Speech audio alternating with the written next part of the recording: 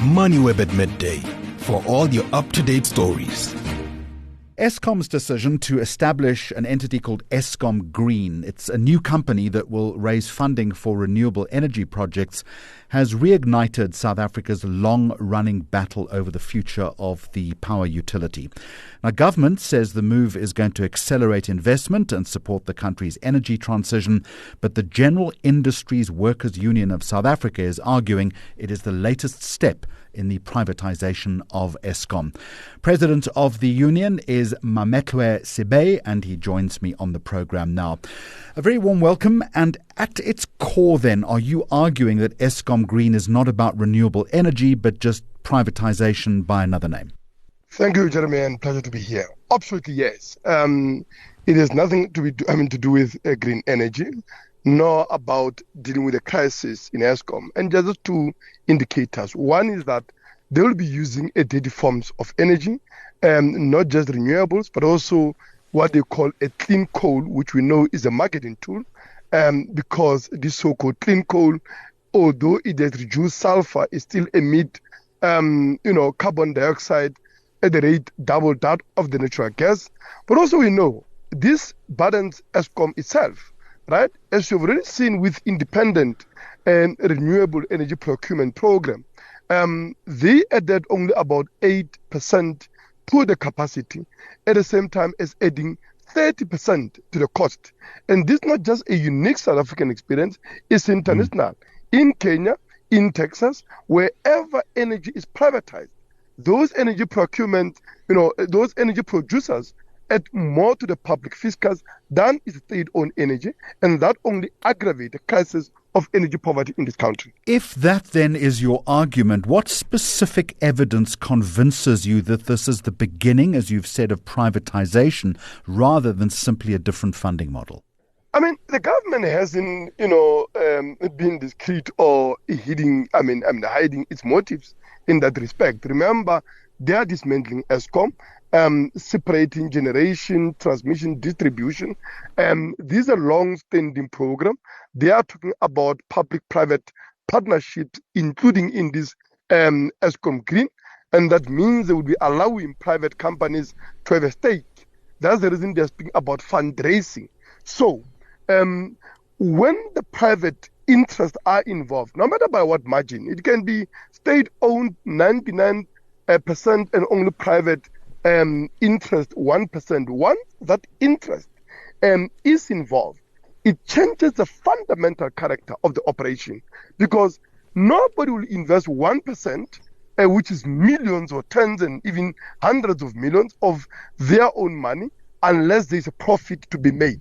Now that means it changes from a developmental state-owned entity that Eskom was, that provided cheap electricity to people and of course to the industries, to one that is motivated and driven by profit for its shareholders. And that is a problem.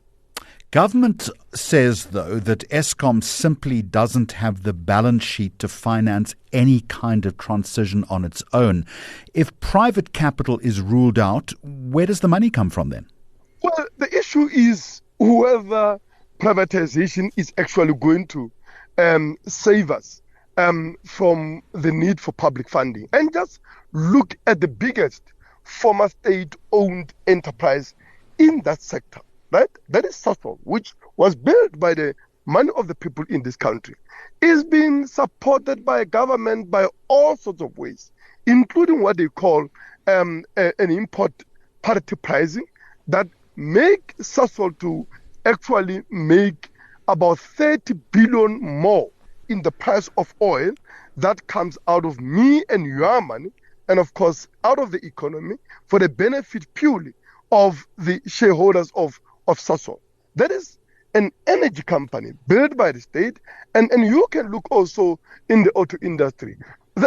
Government spends hundreds of billions in supporting auto manufacturing in this country, in direct subsidies, not to mention the special tariffs from the electricity, water uses, and all of that. So corporate monopolies that are dominating key sectors of the economy here are subsidized by the state. Their costs are socialized while their profits are privatized. That's the logic, and we don't think it's going to be different in this case. If the fiscus, though, is already under severe pressure, and we know it is, why should taxpayers carry the entire cost instead of sharing the burden with investors? We don't agree, actually, that taxpayers have got to be carrying the cost. I mean, lots of the Eskom debt is actually odious. That is our argument. And you don't have to believe me. In the US, right, Hitachi and other companies that were responsible for building Medupi and other power stations that have paralyzed Eskom to where it is, they have been found guilty in the US courts. They have been fined for corruption against South African government, and they've paid the US government. So, Jeremy, tell me, why is it that South African government can use the same evidence? They were found guilty in the US courts and, of course, prosecute them here. Why is it that they should be paying US government and US people for the corruption they committed against South African government and not be held to account and to pay for the cost of that were incurred by the people of this country? So we are saying that lots of that debt is odious. Government must disown it, but it can because the ANC directly benefited, and is a reason that the US court came to the conclusion that they benefited from corruption and they punish them accordingly. Let me bring the conversation back to Eskom Green, if I can. As I understand it, it's intended to accelerate renewable projects.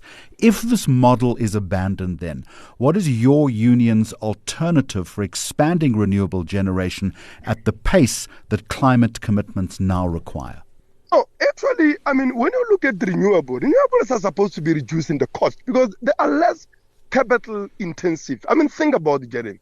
It's just about putting a solar panel somewhere in the farm. But we can actually also extend it throughout the country to make sure that we transform every house, every school, every hospital into a power generating unit by actually making sure the entire roof is solar panels. I'm looking at houses as I'm speaking to you now that have actually done that. And where does the money come from for that? Well, the state is going to invest, just as the state is still going to be assisting a lot of these private investors, by the way. We have to look at the procurement agreements. The state guarantees the profit. It will be paying for electricity even when it doesn't use it, Jeremy. That is a one-sided deal. And you also look at what Eskom pay. I can tell you, for a generation, for electricity that cost Eskom 3 billion, Eskom is paying 15 billion to independent power producers. Go and look at the research that was done by Alternative Information and Development Center, AIDC, about that. They are costing Eskom 5 times what it costs Eskom to generate the same amount of electricity, and that is the cost we're going to be paying indefinitely. Whilst renewables are, whether it's solar but also wind, I mean, you just install that wind turbines. After that, no requirements in terms of huge maintenance, right? This is supposed to be making electricity affordable, but on the basis of privatization of energy generation, we've seen energy becoming more and more costly, pricing out a lot of ordinary people and aggravate the crisis of energy poverty, both for the industries, but also for ordinary households. And I look forward to Eskom's response to that argument. Mametwe Sebe, thank you very much indeed. You are the president of the General Industries Workers Union of South Africa.